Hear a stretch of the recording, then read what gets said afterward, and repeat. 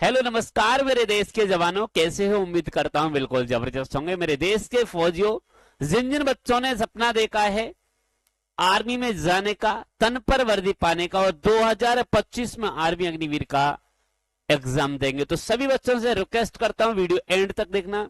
10 प्रश्न हैं और आज हम विज्ञान के 10 प्रश्नों को लेकर आए हैं।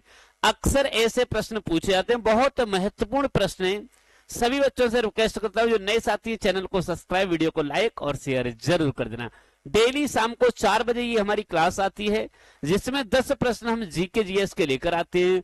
और जिन बच्चों को मैथ समझ में नहीं आता है, जिन बच्चों का मैथ कमजोर है, उन सभी बच्चों से रिक्वेस्ट करता हूं शाम 7 बजे मैथ की क्लास चलती है, उस क्लास में जरूर जुड़ा करें। चलिए भाई, जैसा कि आपको पता है लेकर आता हूं सबसे पहला प्रश्न। देखिए क्या है, मानव शरीर में प्रचुर मात्रा में कौन सा तत्व है, यानी सबसे ज्यादा मानव शरीर के अंदर कौन सा तत्व इसमें पाया जाता है? जल्दी से बताइए, इसमें से कौन सा तत्व सबसे ज्यादा मानव से? कार्बन, आयरन, नाइट्रोजन या ऑक्सीजन? अगर आप लोगों से पूछ लिया जाए, कार्बन कितना पाया जाता है, तो आप लोग बोलेंगे सर कार्बन जो होता है 18.5% जो होता है मानव शरीर के अंदर कार्बन होता है। कितना होता है? 18.5% मानव के अंदर कार्बन होता है। बिल्कुल, बहुत अच्छे। और यहाँ पर आपसे क्या पूछा है? यहाँ आपसे पूछा है सबसे ज्यादा मात्रा में क्या पाया जाता है। तो बेटा बिल्कुल अगर देखा जाए तो सबसे ज्यादा परसेंट 65% आपका ऑक्सीजन पाया जाता है। 65% हमारा क्या पाया था? ऑक्सीजन पाया था। तो इसका राइट आंसर हो जाएगा डी। सभी बच्चे जितने भी इस वीडियो को देख रहे हैं, सभी से रिक्वेस्ट करता हूं कि बाद में जो रिकॉर्डेड क्लास है सभी बच्चे इसमें आंसर दिया करें। जिस बच्चे के लगभग 10 में से अगर 7-8 प्रश्न सही, समझ लीजिए आपकी साइंस अच्छी है, आपने अच्छे से तैयारी कर रखी है। मैं सभी के आंसर देखता हूं, सभी की कमेंट भी देखता हूं, किस बच्चे ने क्या कमेंट किया है। चलिए भाई, लीजिए आज का अगला प्रश्न। खट्टे स्वाद के लिए कोशिकाएं जीवा के किस भाग में होती हैं? यानी जो जीव होती है, इस जीव में खट्टे पदार्थों के बारे में कहां पता चलता है? देखिए अग्रभाग जो होता है, अग्रभाग से हमारे यानी कि मीठे पदार्थ का पता चलता है। किसके? मीठे पदार्थ का भाग का पता चलता है अग्रभाग से। और पश्च भाग से किसका पता चलता है? कड़वा का। कड़वा का भाग यानी पीछे हमारे कड़वा, यानी कि जो कड़वी चीजों का हमारे स्वाद जो मिलता है वो कहां से? पीछे के भाग से। समझो, आगे के भाग से मीठी चीज का पता चलता है।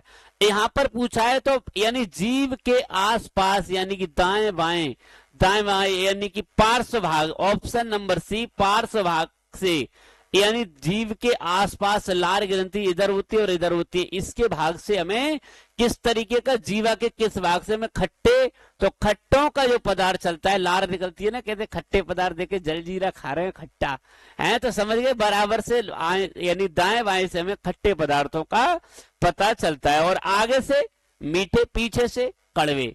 अगर पीछे से कड़वे न चलते तो जीव को पीछे रख लेते हैं। चलिए भाई, लीजिए आज का तीसरा प्रश्न देखते हैं, कौन बच्चा होता है। देखिए, आहार नाल एक लंबी नली है जो विस्तारित है, विस्तारित यानी फैली है कहां से कहां तक? आहार नाल।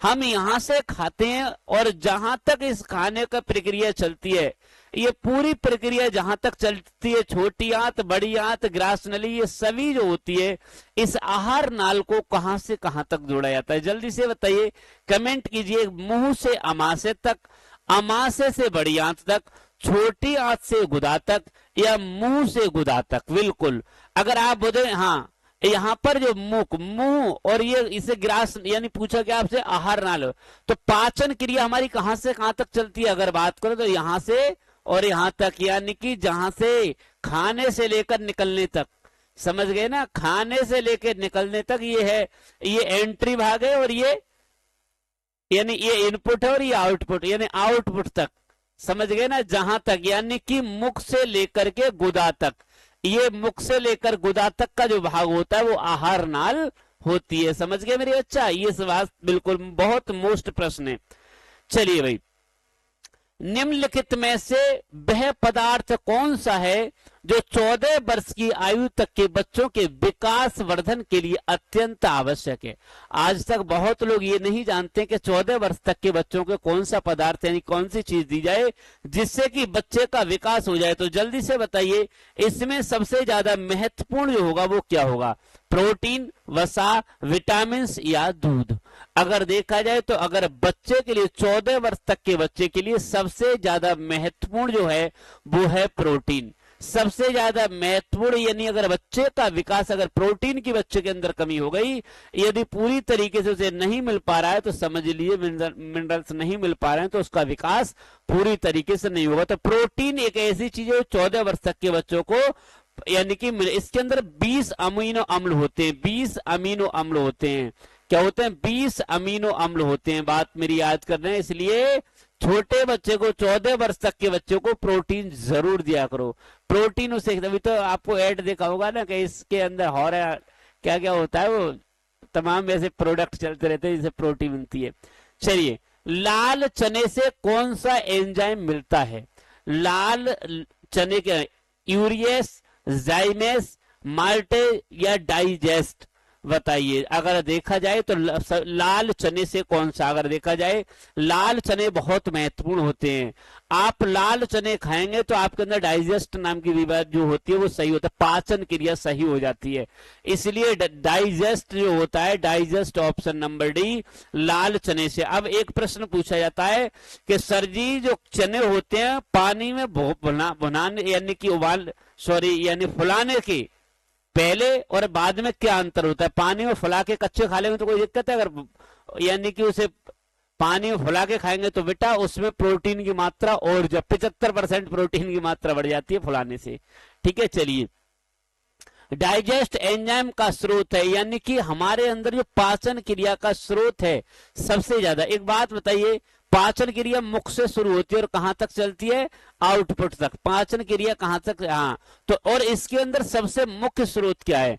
जिस बच्चे के अंदर, तो अगर देखा जाए लार ग्रंथि, आमाशय, यकृत या अग्नाशय, तो बेटा जिसके अंदर लार ग्रंथियां सही नहीं होती हैं, जिस व्यक्ति की लार पूरी तरीके से नहीं निकलती है, पूरे तरीके से लार अगर आप खाना खाएंगे और पूरी तरीके से जो आपका खाना लार में पूरी तरीके से नहीं यानी कि अच्छी तरीके से मिला तो आपकी पाचन क्रिया बिगड़ जाएगी। तभी तो जल्दी जल्दी ठूंस लो, ठूंसने के बाद देखो क्या होता है, क्या हालत होती है। इसलिए हमेशा पूरी तरीके से उसे लार में पूरी तरीके से, उसके अंदर एंजाइम पाए जाते हैं जो हमारे अच्छी तरीके से पाचन क्रिया करते हैं। बिल्कुल, तो ये होगा लार ग्रंथि, इसका राइट आंसर हो जाएगा। चलिए भाई, हाँ, दूध में दूसरा सबसे बड़ा तत्व क्या होता है? वसा, खनिज, जल या शर्करा? दूध में देखिए, अगर बात करें तो दूध में सबसे ज्यादा क्या पाया जाता है? तो दूध में सबसे ज्यादा पाया जाता है बेटा पानी।